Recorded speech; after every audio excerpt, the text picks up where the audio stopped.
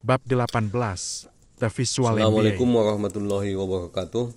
Kita masuk pada bab 18, kinerja dan insentif.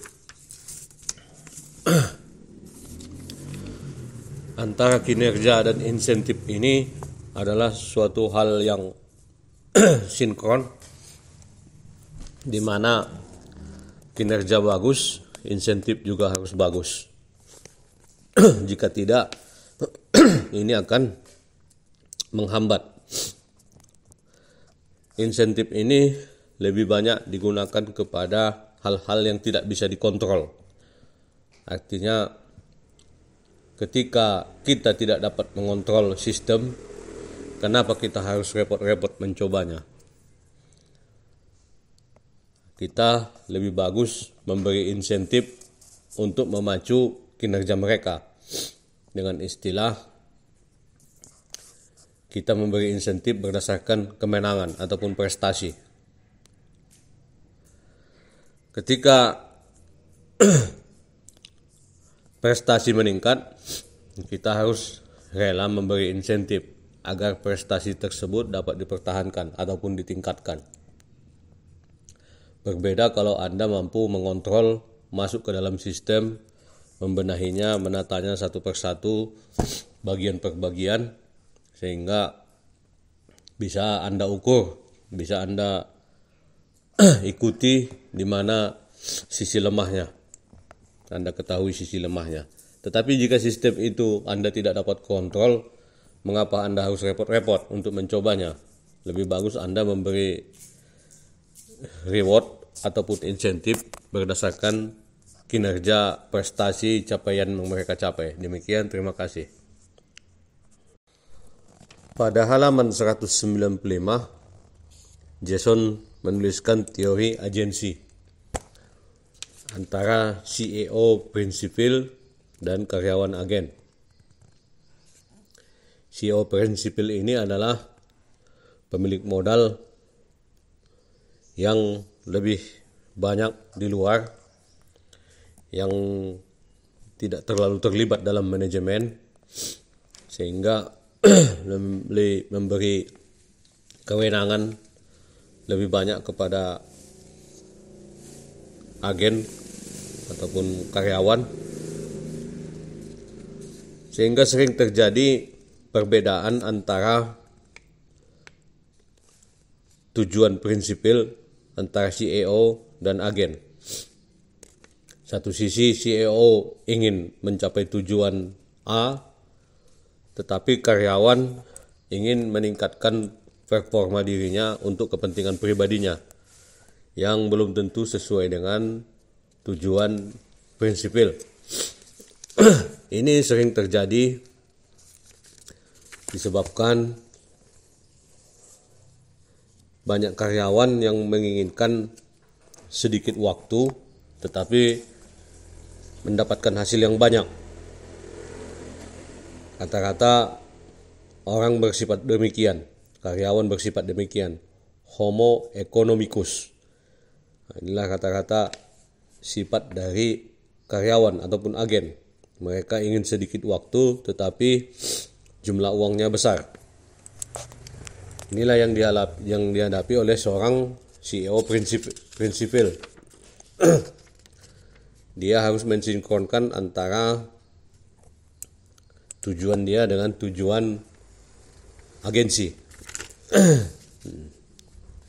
Yang di halaman 196. Demikian, terima kasih. Pada halaman 197 dituliskan ada sistem kontrol manajemen untuk mengatasi problem agensi. Untuk mencapai tujuan bisnis, seorang prinsipil perlu memberikan insentif kepada agensi, kepada karyawan, karena ini akan meningkatkan motivasi mereka untuk bekerja lebih baik dalam organisasi. Organisasi itu tidak lepas dari 3 kaki. 1, pengambilan keputusan yang tepat. Yang kedua, kinerja yang terukur. Yang ketiga, ada sistem insentif. Ini sama pentingnya. dan ketiganya setara. Ada pengambilan keputusan di halaman 198, sentralisasi. Ini setiap agensi ataupun karyawan memberi masukan kepada kita. Atau pengambilan desentralisasi, kita memberikan wewenang kepada setiap agensi. Prinsipil memperkerjakan agen untuk mengelola aset atas namanya. Kemudian agen mempunyai hak mengambil keputusan. Tentu ada tanggung jawab yang lebih besar. Disinilah harus ada insentif. Insentif ini bisa diberikan tertutup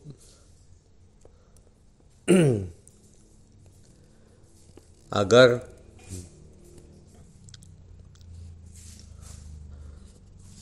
ada motivasi yang lebih dari seorang karyawan. Dia menganggap itu suatu keistimewaan, bukan suatu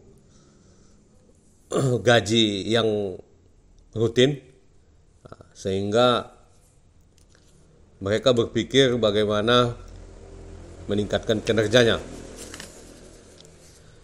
Dalam sebuah gambaran pesawat halaman 200, pengukuran kinerja sebuah pesawat itu dia harus memiliki bahan bakar yang cukup, bensin yang cukup, dia harus menerbangkan pesawat dengan kecepatan yang terukur, kecepatan yang tepat, sehingga tepat waktu pada kota tujuannya.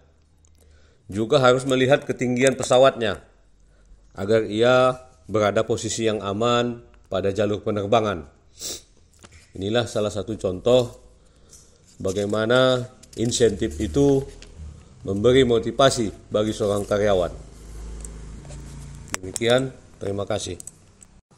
Pada halaman 200 ada kartu skor keseimbangan. Kartu skor keseimbangan ini adalah pengukuran terhadap tujuan untuk menetapkan tujuan yang lebih baik dan diadakan pengukuran. Begitulah selanjutnya. Di halaman 201 dicontohkan sebuah kartu skor keseimbangan antara perspektif proses internal, perspektif belajar dan berkembang, ini bagi perusahaan, kemudian perspektif pelanggan bagi konsumen, kemudian ada perspektif finansial, keuntungan perusahaan. Kita mulai dari kolom pertama, perspektif proses internal. Bagaimana kesempurnaan operasional. Ini pengukurannya mengecek persediaan. Kemudian ada perspektif belajar dan berkembang.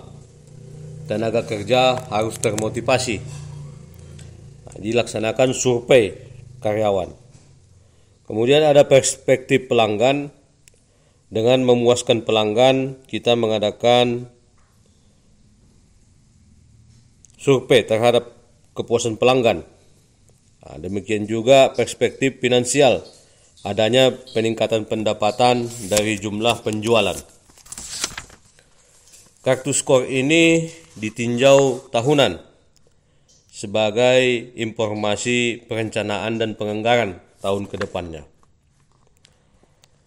Di sini kita diingatkan untuk berhati-hati melihat hasil akhir kartu skor ini, karena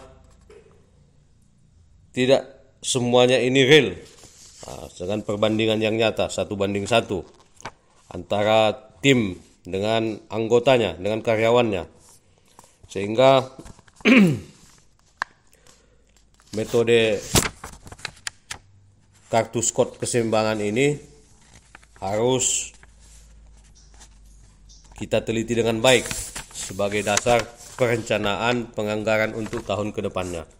Demikian akhir bab 18. Terima kasih. Assalamualaikum warahmatullahi wabarakatuh.